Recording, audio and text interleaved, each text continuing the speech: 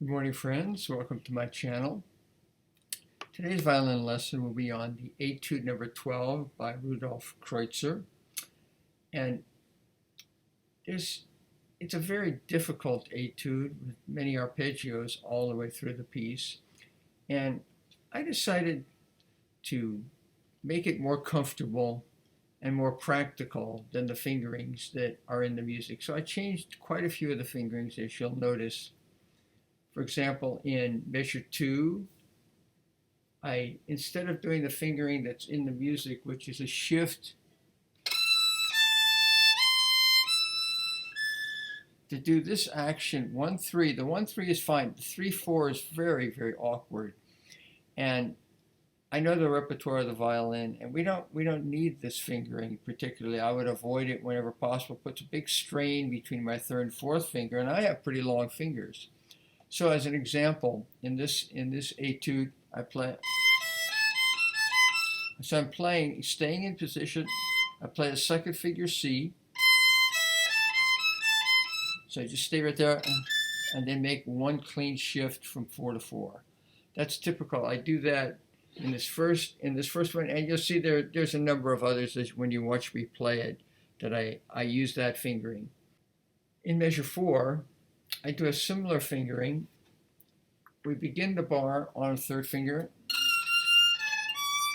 Again, here's a very, very comfortable way of playing D to F. 1, 2. You just play 1, 2, 4. One shift instead of the extra shift. In the music, they have this kind of. The F, that's no problem, but the previous one is very, very awkward on my hand. F natural to A is a major third. It's too far. Just do a second finger. See, that's so easy, so comfortable on the hand. Let's see what we've got coming.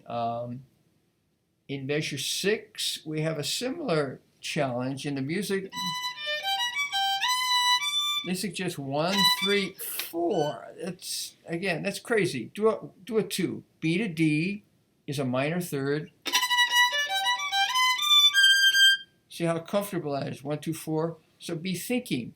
And of course, if you're practicing the flesh Etude scales and arpeggios, you'll find those fingerings are very, very valuable. Minor third, 1, 2. Major third, 1, 3. So we've got that in bar 6.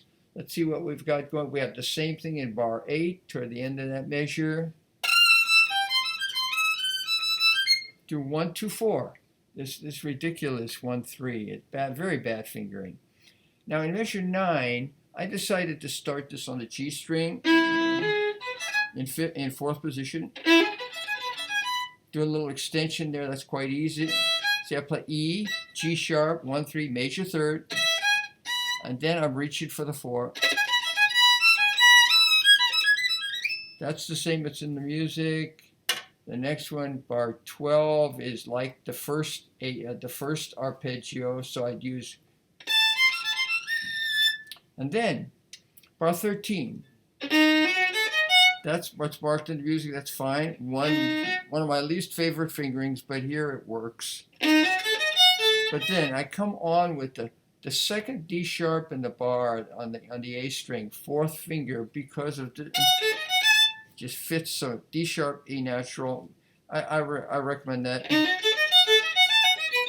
And of course play it the next one also. Then I'm back to half position for F sharp.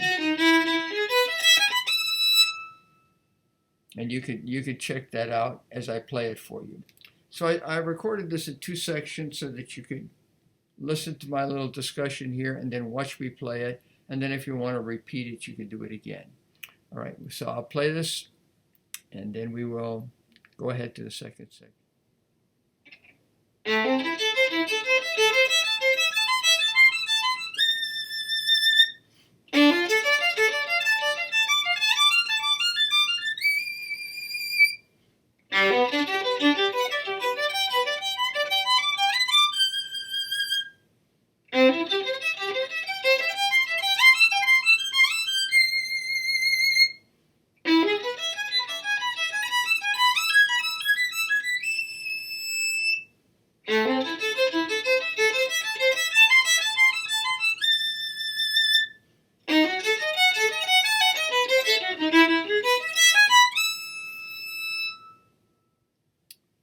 right, so continuing with part 2 of Etude number 12.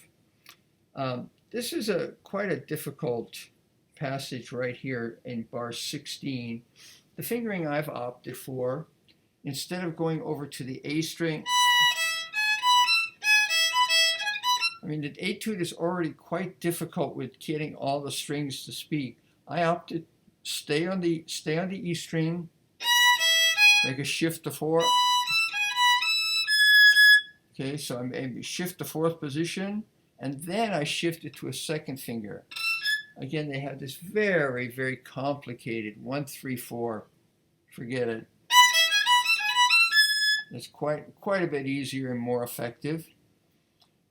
In bar 18, I do the same fingering as I did in the very beginning of the Etude. Now, bar 19 is quite difficult.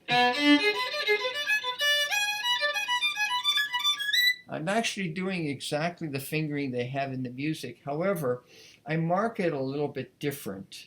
Where they have this mark 6, which they're trying to tell you 6th position, I simply put a Roman numeral 2, so I know I'm going to be playing on the A string all the way through that passage. I mean, I know D to G sharp, well, it's a long way to go. It's an augmented 4th. I don't think 6th position. As a teacher, I'm always talking about 1st to 5th position. Above that, we just know where we're going. So don't even think about 6th position. I mean, it is, but it's irrelevant. Okay, on the next one's quite a challenging arpeggio. In bar 22, I do a little fancy fingering. I'm going just like the beginning, but then I make a shift to the 3rd finger A, and that works great. The difficulty is the E, because you have to reach back a little bit. I experimented with this, either playing a 4, 4, 3, 1, or 3, 2, 1, and I found the 3, 2, 1 was stronger. My fingers are stronger. See, that's no problem. 4, 3 is no problem. Finding the E is what's really hard. I always was coming out a little bit flat. But again, this is personal for you. See, that can work also, but I preferred the 3. The E seemed to fit right in there. And I have a much stronger foundation there. I don't have to change the 3. The A stays through that whole 4/16. See, I don't have to reposition.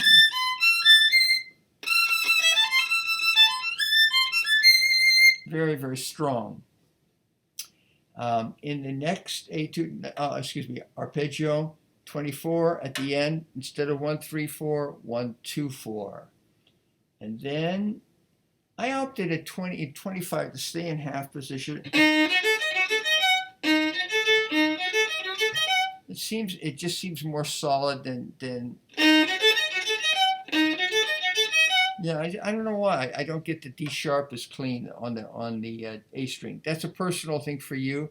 If the 1st position, if that works, fine. Or you want to stay in half position. Let's see, any other changes? Bar 28 is the same as bar 22. And bar 29 is the same. I make that shift. I just stay on the E string. I don't use the A string there. And then the ending 1, 4. And that works again just like the first, the opening. So we had that chance from the first arpeggio bar 2. We used that same fingering several places through the Etude. Okay, well, thank you so much for listening. I hope this is a little bit helpful for you to make this very, very difficult Etude a little bit more accessible. Make the fingerings your own. Make it comfortable, because otherwise these very long stretches between 3 and 4 can actually hurt your hand. So be careful. All right, thanks very much for listening. I'll play the second half for you. Have a great day.